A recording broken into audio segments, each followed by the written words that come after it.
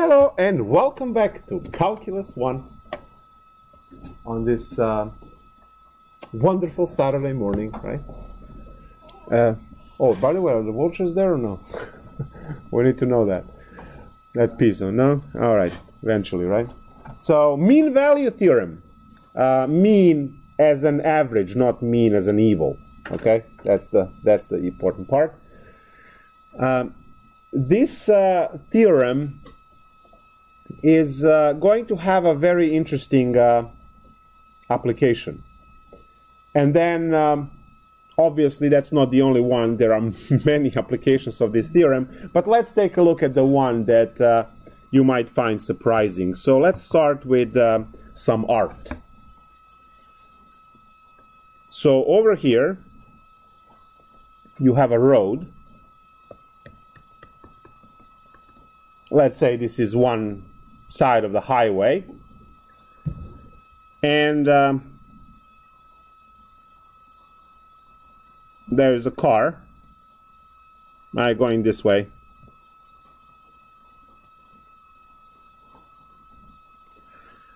What I'm going to do over here is I'm going to put a bush, a shrubbery, whatever you want, right? And over here I'm going to put a bushman. There we go.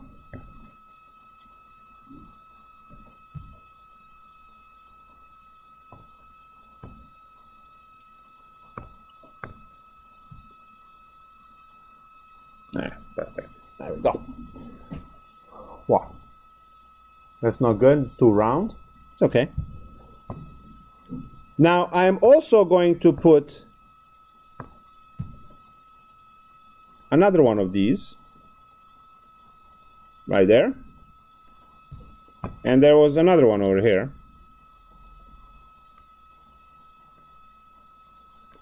They actually don't even need to hide, but the amount of people paying attention while driving, it's like, why bother hiding?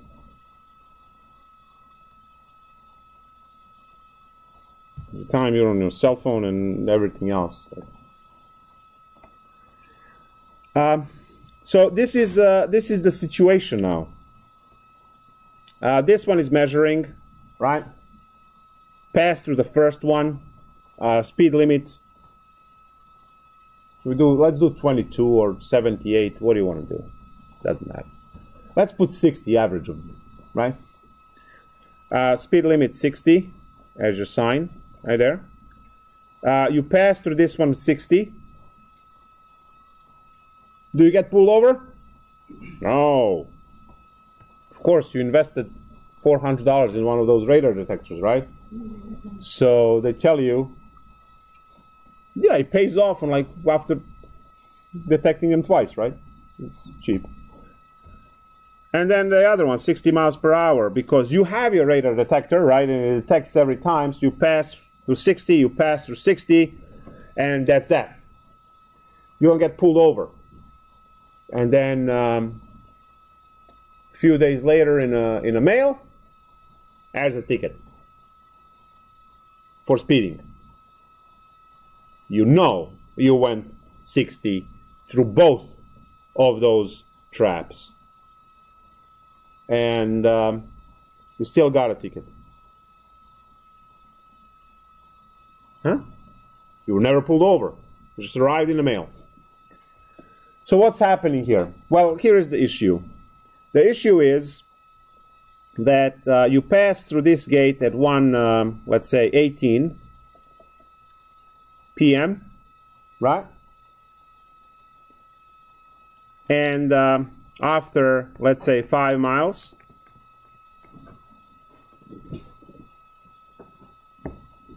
you passed through this gate over here at 1:22 p.m.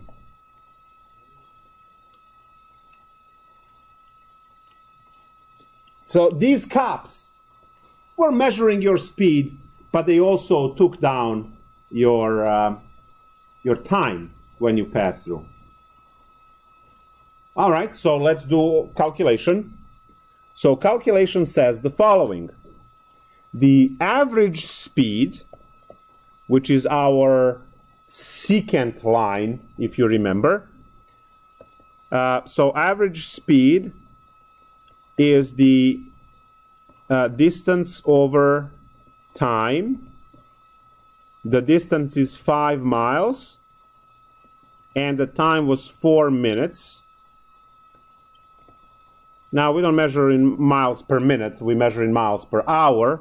So we are going to change our 4 minutes into 4 minutes times. Now we need to cancel minutes, so it's going to be hour over minute, which means, right, 1 hour has 60 minutes. So now this becomes 5 divided by, and 4 to 60 goes, so 1 over 15. Minutes canceled, you have miles per hour.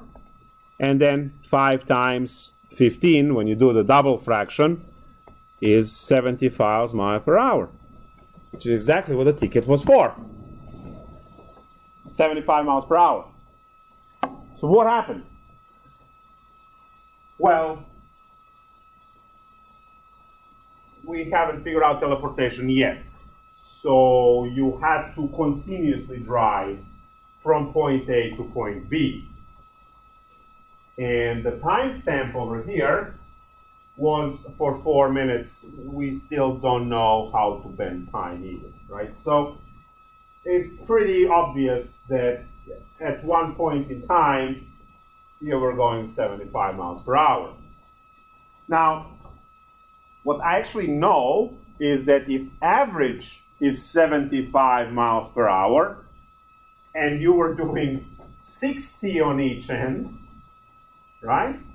At some point you have to go well over 75 miles per hour to, right, to make that time. You see, speeding is a very interesting concept. You think that you are saving on time by speeding on short distances, but you don't. Right? Speeding to DC makes sense because over 3.5 hour travel time, you can save 10-15 minutes. Risking tickets along the way, obviously. But then, on a short relation like that, you don't even shave off seconds. Any speeding on a short distance that it's not driving at least 2-3 hours somewhere, you are probably doing it just for the thrill of it. Otherwise, I'm telling you right now, and you can compute because you should know enough calculus, it is completely unnecessary on a short distances because you are literally shaving seconds off of your travel time. Now you can compute that. So this calculation here clearly did not depend on your speed passing through these gates, traps or whatever. You have 60 miles per hour there, and you didn't get the ticket at the spot. You got the 60 miles per hour because 60 was the speed limit, right? You had the radar detector. So you pass through the both gates, right? The traps, and that's that. So now, why are you issued a ticket? You're issued a ticket because of this mathematical theorem called mean value theorem. And the mean value theorem states that on the closed interval, which is from place A to place B, on the closed interval, if the function is continuous and differentiable, there is at least one point when the average equals the instantaneous. When you are paying for a ticket, you are paying the instantaneous speed reading, which is the derivative. Your speedometer is instantaneous speed, right? It reads instantaneous speed. So when you are clocked with a radar, it's the instantaneous speed, right? You cannot be charged for average speed. That doesn't exist in the concept at all. However, this mathematical theorem links the two. So this mathematical theorem proves that even though you went to the both traps at 60 miles per hour, which is the speed limit, mathematical theorem says since your average speed was 75, your instantaneous speed had to be at least once 75. Now, from our common sense, we know that that speed was at least twice 75 in this case, because 60 is less than 75, so you had to go up to 75, but if 75 is average, you have to go more than 75 because of the average, right? And then to end up with 60, you have to go back down to 60, passing 75 again. Does it make sense? Yeah, it does, because you drive, right? So the ticket doesn't come from this calculation. The ticket comes from the theorem, which says if you have continuous function that is differentiable on a closed interval, right, on the open interval, you get the at least one spot to be the same for average and instantaneous, and that's enough. Now, the theorem made it this average of 75 to be instantaneous 75, and you can be billed.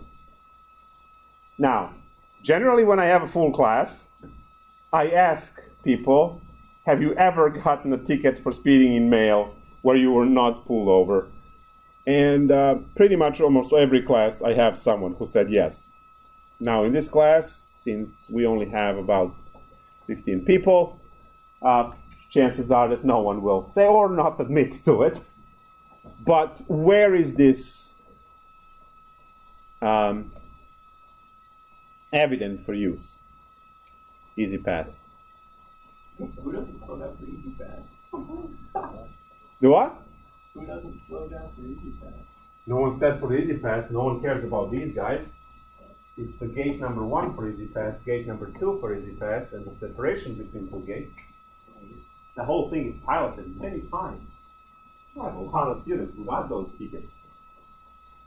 The simple thing says, if it's 60 miles per hour between gate 1 and gate 2, your time cannot be shorter than X amount of time. So, you drive, your time will be less. You see, if this time was 5 minutes, then the average would be 60. Right? But it was 4 minutes, so it's 75. Right? Now, this means that I can drive 120 over here and then have to be parked for 3 minutes. And then as soon as that is up, 60. I went 120, no ticket, right? No ticket. So it's not that you can just, like, you know, get the cops off the road. You can't, right? But you can collect a lot of revenue, right, from Easy Pass 1 to Easy Pass 2, and you say just these two separations. So any car that is less than 6 minutes, 10 minutes, whatever the separation between the two gates is, right, then that's that. Right. So they are piloting all of these things along the road and so on. So, you know, when you see those little speed things that tell you how fast you're going, if there are two consecutive ones, yeah, they're piloting. You may get a ticket for that. So depends on where you drive, right? But as I said, very often I have students say, "Yep, me, me." It just comes in the mail, and that's that. So that's that part. Now let's take a look at the theorem. Do another 2 examples. And the lecture is done, because that's that. There's nothing else other than understanding what the theorem is and then seeing how to compute it. So mean value theorem, if f is continuous,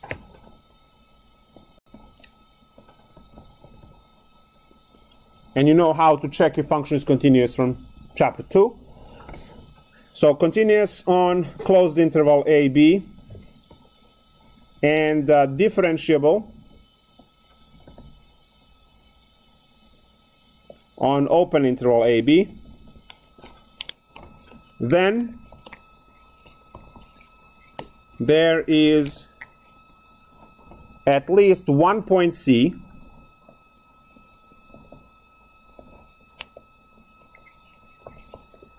in open interval a, b such that f of b minus f of a divided by b minus a is equal to f prime at C. Now that's our formula, which we are going to use to compute things. I just want to make sure that all of you understand that this over here is the slope secant line, and over here slope tangent. That's the most, like, the simplest possible idea that you can, the simple possible way to remember this. Slope of the secant line, which is your algebra 1 slope, y2 minus y1 over, right, that's that, is equal to the slope of the tangent line, which you learned in Calculus 1, which is the derivative computed at a point. So now, let's do basic example and then applied example. We already did one applied example, but I want to do another one.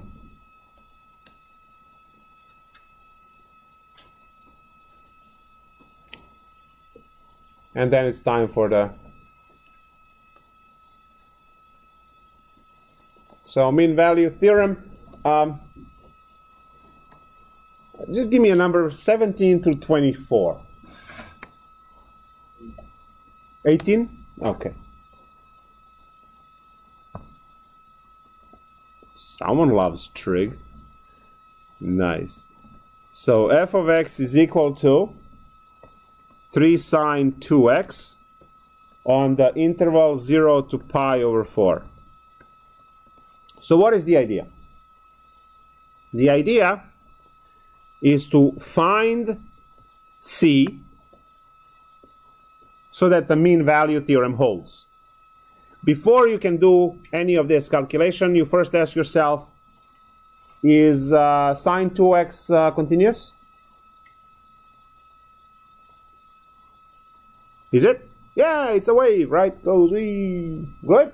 And then is it differentiable? I.e., can you take the derivative? And you say yes. Good.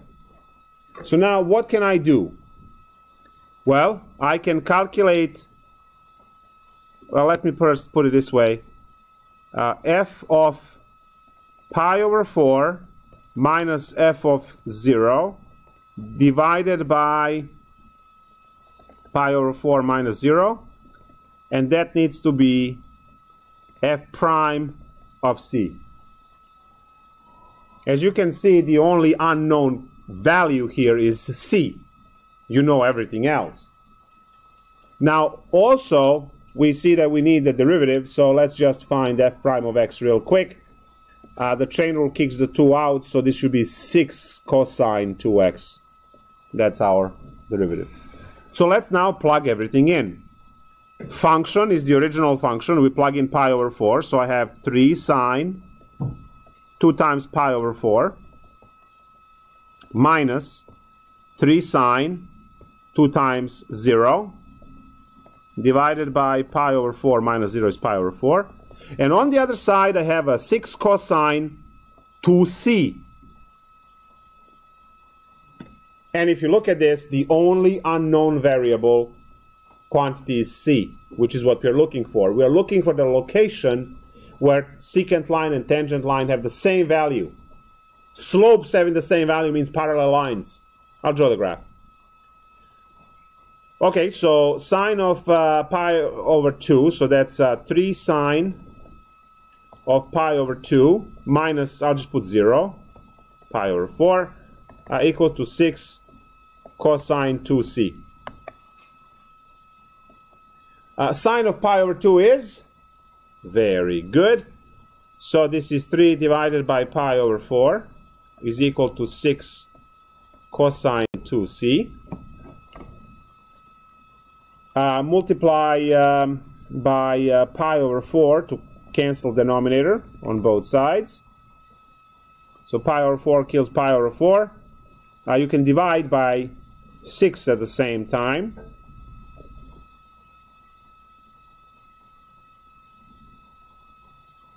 So I have 1/2 is equal to pi over 4 cosine 2c. Now cross multiply pi over 4 to the other side, you get 4 over 2 pi equals to cosine 2c. And this is finally 2 over pi equals to cosine 2c.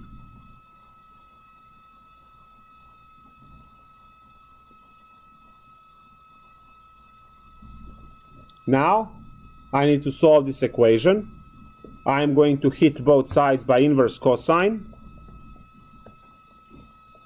That will kill the cosine. And I have 2c is equal to inverse cosine of 2 over pi.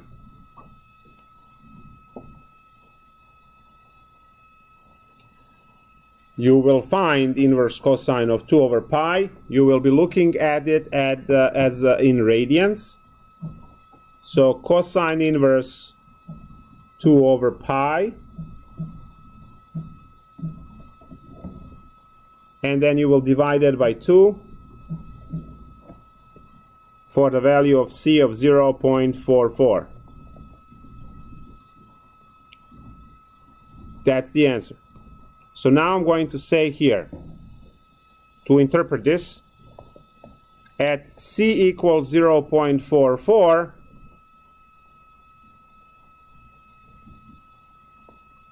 average value equals instantaneous value.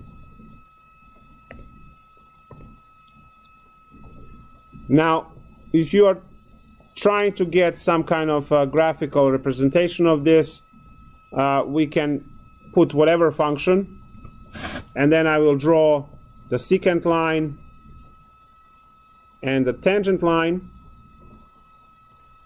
and wherever it touches the tangent line, that's where the point C is, and wherever these guys cut through is where A and B are. That's what the mean value theorem means.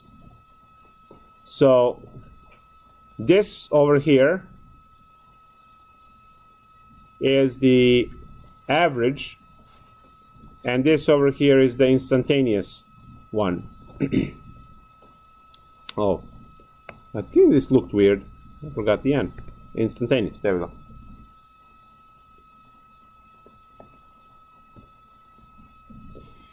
So the slopes are parallel because over here in this definition we are clearly saying that slope of the average, which is left side, is equal to the slope of the tangent, which is the right side. And that's why you get the ticket. You only get ticket for instantaneous, which is directly measured. And yeah, let's take a look at the word problem. Generally, I go to the running pace because it outlines the concept we did with the police trap. So explain why, if a runner completes a 6.2 mile run in 32 minutes,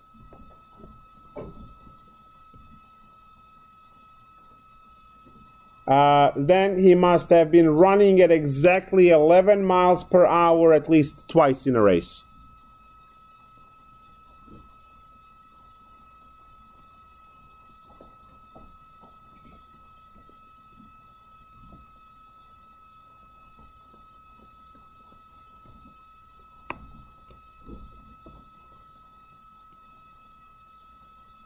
And it's the same principle. You have your distance of 6.2 miles. You have your time of 32 minutes, which we don't like. So it's, again, you want to cancel minutes. Put minutes down there. Put the hour up there. 1/60. So minutes cancel. And you get 32 divided by, I can divide by 4. I get 8/15, right? Of an hour. There we go. So now the average would be 6.2 divided by 8/15. So that's 15 times 6.2 divided by 8. These guys cancel. So that's 15 times 3.1 over 4. To do the quick calculation. 15 times 3.1 divided by 4 is 11,625. See? So that's the average. But then we know that we had to have that. By the way, when runners start, you know they are whatever that position is. I'm sorry? No, I was jailed on the floor. Yeah. So they're all the crouching tiger position or whatever it's called. I don't know. I don't do that. So they're down there, and then whoever, when they miss, right, they can run. So,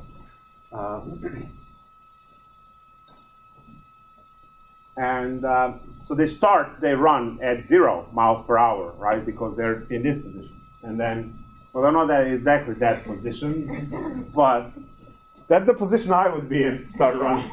Looking at it, by the time they get up, I at least have 1 step advantage, which I'm going to lose immediately. But that's okay. You know what's the way to win every race? If you're a good shot, it's a gun.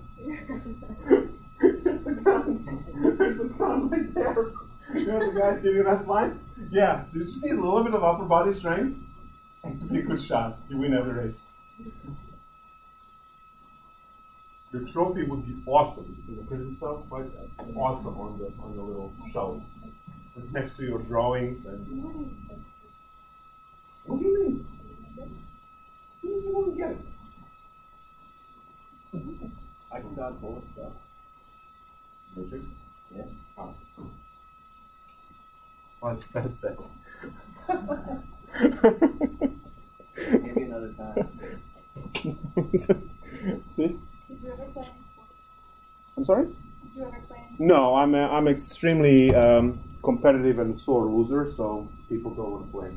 That's the problem. Yeah, broken collarbone and rib. I'm not losing too well. So I've never played poker. Do you play sports? Competitive?